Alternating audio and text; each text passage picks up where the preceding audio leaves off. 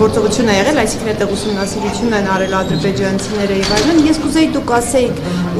այս բան հստակ չի տարանցում է լինելու, թե ինչ որ նաեւ մենք Ադրբեջանից ստանալու ենք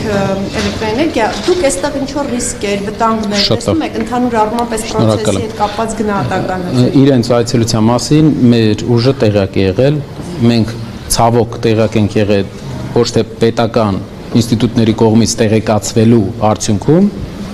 այլ մեր ունեցած կապերով մենք տեղեկացվել ենք, որ հարևան երկրից Հայաստան են եկել մասնագետներ եւ այցելություններ են կատարում Մեղրիի տարածաշրջանի տարբեր հատվածներում։ Ժամանակահատված կասեք, որ խնդրեմ բանկը։ Երբ հայվել է դա այցը, երկու ամսվա մեջ, այս երկու ամսվա մեջ։ Եվ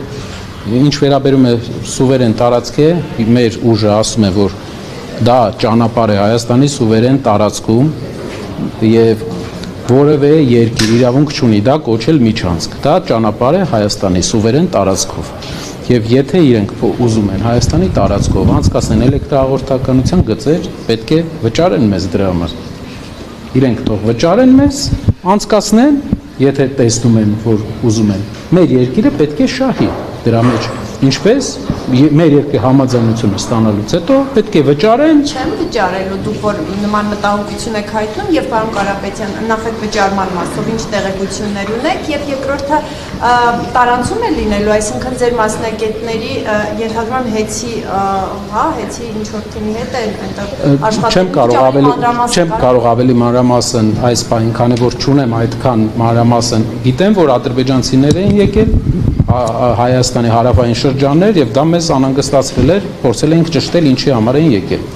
Այդ իսկ պատճառով մեզ պատասխանեցին, որ այս պատճառներով էին եկել։ Բայց եթե մի երկիր, յուրաքանչյուր երկիր հարավից, հյուսիսից, արևելքից, արևմուտքից ցանկանում է Հայաստանի տարածքով, որ անցնի ինչ որ գիծ, տրանսպորտային, լոգիստիկ, նա պետք է ուղղակի վճարի մեր պետությանը, մեր ժողովրդին, մեր սուվերեն տարածքով օդային գիծ անցկացնելու համար։ Չվճարելու մասին ինչ որ տեղեկություններ ունեք։ Ես ուղղակի շեշտում եմ, որ պետք է վճարվի։ Տարանցում է լինելու թե տեղեկություն չունեք այդ մասին, պարոն Կարապետյան։ Ես տեղյակ եմ միայն Ադրբեջանի նախագահի հայտարարությունից ելնելով, որ իրենք առաջարկում են, որ տարանցում լինի Հայաստանով եւ սպասում են Հայաստանի ղեկավարության։ Եթե վճարը լինում է, դուք այդտեղ ինչ որ ռիսկեր ուրիշ չեք տեսնում։ Սուվերենության հետ կապված եթե խնդիր չի լինում եւ արդարացի վճար է ստանում Հայաստանի պետությունը, կարելի է քննարկել։ Պարոն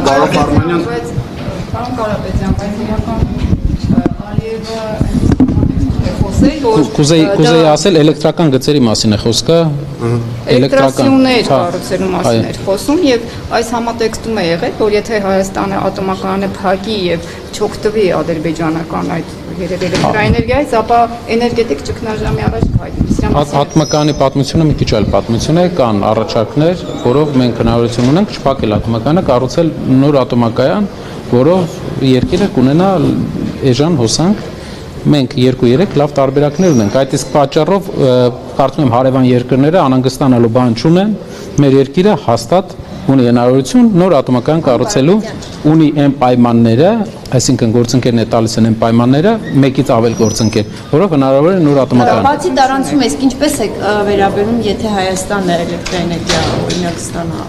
Ադրբեջանից։ Չեմ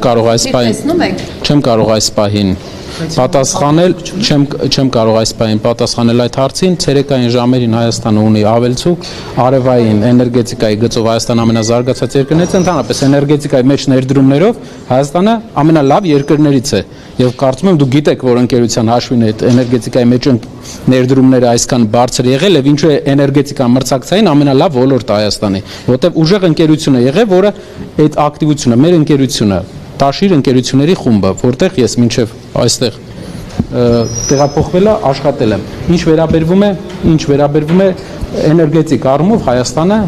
դառնալու է էներգիա արտահանող երկիր։ Մենք պատրաստ ենք էներգիա արտահանել